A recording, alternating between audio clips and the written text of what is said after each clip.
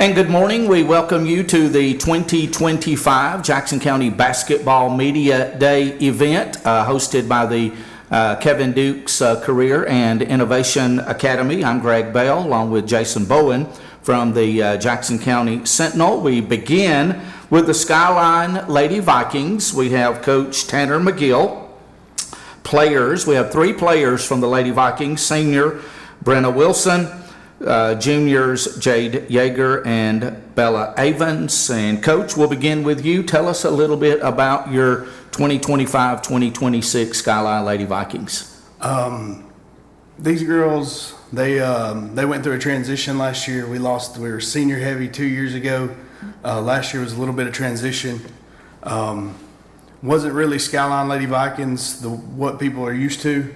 But I really and truly think that this year they're going to surprise a lot of people. They've busted their tails all summer, all off season, and I'm super proud of this group. Close your ears. They've absolutely worked their tails off, and I think they're going to surprise a lot of people. And I'm really, really proud of the effort and really just the mentality they've had coming in and trying to get Skyline Lady Viking basketball back to where it is. What have you done over the summer and the off season that's different from last year going into this year? Nothing really different. I think it's just a mentality standpoint. They've really taken the weight room seriously. I finally got them out of the phase of feeling bad about their arms getting bigger and making them understand that muscle weighs more than fat. And so they've really, really pushed themselves on getting in the weight room, getting stronger, getting faster, working on just their shots, their ball handling, anything and everything to do with the game. I feel like they've really, really accepted coaching and just accepted what they weren't very good at, and now they've tried to improve it tremendously. We all know that there's a lot of basketball tradition out at Skyline, and I know the ladies had to have been disappointed for a 9-16 record last year, 3-5 in the area. So I know they want to redeem themselves and get that tradition back up to where it's supposed to be. Absolutely. The coaches don't help them by any means. We make our schedule brutal for a reason, so they're ready for the postseason. So the record really reflects on the coaches more than the players. But I mean, that wasn't our standard, and we know it. They know it, and that's been our mantra throughout the year is getting back to our standard of play. And they know, they grew up around it. Most of them are from the mountain, and so they know, they grew up watching all the great teams play and come through, and Coach McCarver and Coach TJ and all them. So they know what it means to be a Skyline Lady Viking, and they want to get it back to where it's supposed to be. Is the style of play for this year going to be different from last year? We're going to play a little bit faster, just with the depth we have with our older girls, our younger girls. There's not a lot of drop-off. So we're going to play a little bit faster. Probably we tell them all the time that, guys, you better be on your P's and Q's, because if not, with how many kids we've got, you might not see the court. And so I think just playing up and down, getting up and down a lot more offensively, playing more free-flowing, letting them be basketball players, all these things we've worked on this summer, letting them play for a little bit freer. Last year we didn't have that luxury. A lot of times, we had to slow it down and call plays, but this year I don't see that being a thing. Coach McGill is going to have his sets that he loves to run and everything, but me, I'm a concept guy, so I like letting them flow into it and letting them be basketball players. So I'm really excited to see how they transition into playing other teams and getting after it. Jason? Girls, last year, prior years, you guys were kind of in the supporting roles and everything, and last year, we're kind of thrown into new roles. How did you adjust to that throughout the year? How do you think, now going into this year, you guys are kind of those leaders. How has that process gone this year? Start with Brinna. She's the senior. I feel like it's been a lot of rebuilding, and we've gotten to look up to all the past older girls and really see how to come together as a team. And I feel like that's been they've been really good role models throughout all the years of us watching them as we got older. And I feel like it's been very helpful to understand the roles that we need to fill. I think it was like really big shoes to fill because they were really good. And I think at the beginning we were nervous knowing that we had to step up and fill those roles. We didn't have any other choice. And so I think we were really nervous, but I think through the season we realized that we had to regardless because nobody else was going to. And Sure. so I think it's carried on to this season. I feel like we just needed to gain confidence and realize that we wasn't going to be like them, but we could try our best and try and still fill in the roles that we needed to possibly succeed and to make everyone happy and not disappoint anybody. You ladies have grown up watching all those past players. Brinna mentioned, the past players and what they have meant, not only to the Skyline school, but to the community as a whole. How important, what do y'all take from those past players that kind of amp you up getting ready to play? To me, they left a big legacy whenever they left. I mean, they won state, they had all these accomplishments. So I feel like it leaves a big role for us to try to fill their shoes and try to become better and leave a good legacy like they did. They won state. They set the standard of what we want to be. We want to win state. That make you jealous that they won the state and you want to be part of one of those? We do, very much. It makes us want it because we know it's possible. We saw them do it, and so it just makes us want it even more. Jade? We feel like we just got to keep pushing, and if we keep up the confidence and stuff like that, we could possibly be like they was and winning state and stuff like that. Start with Brinna. From the past seasons to this season, what have you yourself worked on to hopefully make you a better basketball player? To just not quit, or to never give up, because it gets hard during basketball season. I mean, in the middle of the basketball season, you're tired, and it's like you can't stop though. So it's like you just got to keep on going. That's what I've learned. I feel like a big thing is I'm a guard, and I struggled with my left hand. I always want to go right. I want to go right every time, and I've just been trying to work a lot this summer and trying to go left. So it's not such a downfall if I go left that you're like, oh no, what is she going to do with it? Well, that's a tendency you want to break, isn't it? It sure is.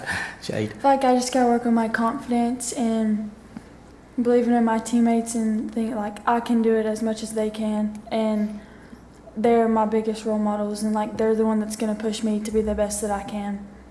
Jason? You guys, at the first of the season, you could tell that nervousness when I saw y'all play.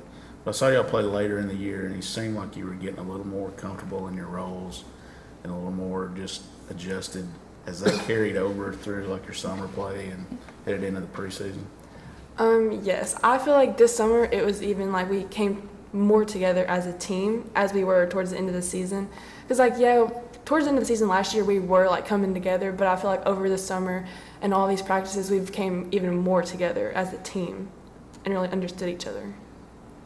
I do think towards the end of the season we started getting more relaxed, but we still wasn't where we wanted to be. But we knew playing this summer and seeing everybody's talent that we knew that we had the ability to be good, but we had to step up as leaders or it was never going to work unless someone did step up into that leadership role. We struggled, but then we also picked each other up and we tried our hardest no matter what the situation was. And towards the end of the season, we got a lot better. But then when we got in the summer, it was we all just clicked, and it just felt right, and we were all together as a team. And we still have to work on our communication and stuff like that. But this year I feel like we'll be way better than we was. What's been the biggest motivation for each of y'all going into this season?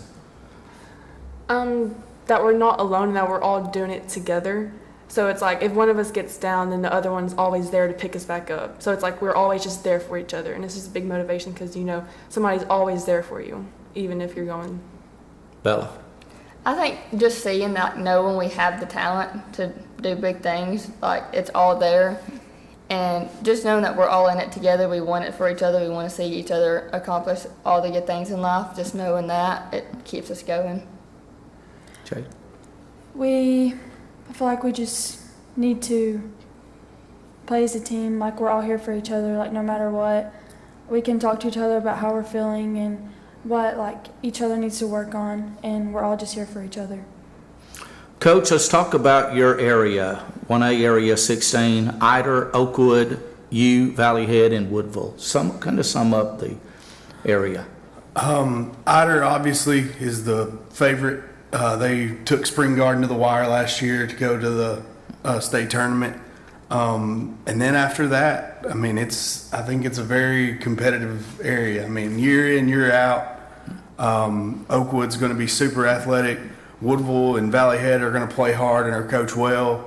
And then, of course, us, we're going to do the best we can to prove people wrong this year. And I think that this area and every year it's brutal. And that's what I talked about with our scheduling. We always try to get them ready for area play, the non-area games. I don't think there's a single A team on our schedule beside our area games this year. If I could be wrong about that, maybe one or two. But we always want to prepare them because it's brutal. And then you get to the area tournament, and then you get to Jacksonville, and it can really, really wear on you. So we just want to make sure they're battle tested and battle ready every year. And aside from your area schedule, you pretty much play everybody in the county, and I don't know if there's another county in Alabama that has the basketball talent that Jackson County has. Absolutely. I mean, I was born here. I grew up here. So, I think that's most of our conversations when we have family get-togethers. We'll bring up a team from Lord knows when, and we'll talk about it. Then it strings onto this, and we'll get on a Pisgah tirade one day. We'll get on a section tirade. We'll talk about Woodville one day. I mean, this county is basketball is in its blood, and it's kind of what made it what it is. And I never understood it until I left and came back that it's different here, and not a lot of people understand it. Jason? You talked about that, your schedule. You don't have to travel far to play teams that'll get you ready for the postseason. How does that schedule, what do you look for in that schedule? What do you want? Do you try to vary the styles of play and things like that? We look at our area and kind of just based off what they had the year before, and we wanted to get teams to mimic that and maybe even that have perfected that. So just playing your more athletic teams, playing your teams that play a fast style, playing teams that we know are going to press and throw different defenses at us. I mean, that's sums up just about everybody in our area, just how they're going to play. We try to find 2 or 3 teams that match their style of play and just prepare like we would for them. And then hopefully we can play better teams than we're going to play in the area and in the regional, so that when we get there, it's easy. And that's our goal. Practices, scheduling. We want it to, when it gets to crunch time, that it doesn't. It's just second nature. We do this every day, and so. Girls, Skyline, if they played checkers in Aniana at 8 a.m., y'all would have a crowd. Why? What's it like to get that kind of support from the community?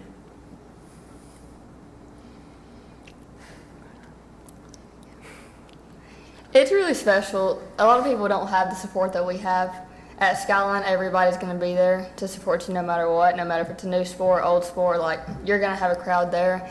And I think that's just what makes Skyline really special. And it keeps us going. That's one thing that keeps us motivated, is knowing that people are going to be there to support us no matter what. Because it's the community, they all come together for no matter what sport it is, they're always going to be there. For example, when the basketball team went to North Carolina or South Carolina, whenever it was, so many fans went and supported, and there's always there supporting us, and no matter where. I haven't always started off at Skyline, and it was crazy how I came in, and everyone just accepted me, and I was brought in as a new family member, and they didn't treat me any different. Even though I didn't always grow up at Skyline, I still feel like that I'm part of a really big family that I wish I would have started at.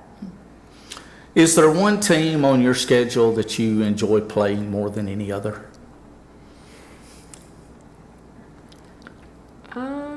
Maybe just any of the teams in our area, because those are the games. I mean, all games matter, but those are the games that truly do matter in the end. I feel like one game that's normally pretty fun to play in is section. Last year, it was our second game of the season. We played section. It was just a good team. It was a good game to watch all the way through. Both sides had a huge crowd. It was just a fun game to play in.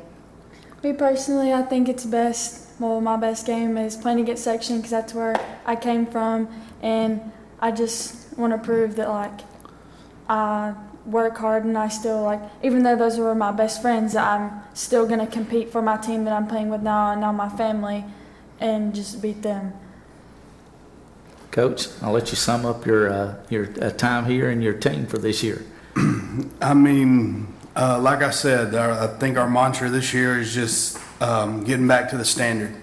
And again, close your ears, girls, but I'm super proud of them, and I'm giddy right now. Like, I'm so ready for fall break to be over so we can get going with practice and get in the games, because they play, I believe, 5 weeks from tomorrow. November 11th. November 11th. Hosting Madison County. What do you want to see out of your team when they? I want to see them fight, man. I want to see them compete, and I want us to get back to that competitive edge. And like I think they all spoke on it about their confidence. I want them to play with confidence really bad. Like, I think that was one of our Achilles heels last year, is we lacked confidence in ourselves. It was there, the talent was there, and maybe not as much talent as we're used to seeing, but the talent's there, and I mean, they can go as far as they want to go with what they have. And I didn't think they understood that last year, and I think now we're finally getting them to believe, hey, we can do this. So super excited, and I'm giddy. I'm ready to get going. Well, we wish you wish you guys a great season. We'd love to be able to go back to Jacksonville with y'all and broadcast Skyline basketball in the Northeast Regionals. The Skyline Lady Vikings, Tanner McGill head coach, Brinna Wilson Sr., Jade Yeager Jr., and Bella Avans Jr. Good luck. Go Vikings. Thank you, Thank fellas. you. Thank you.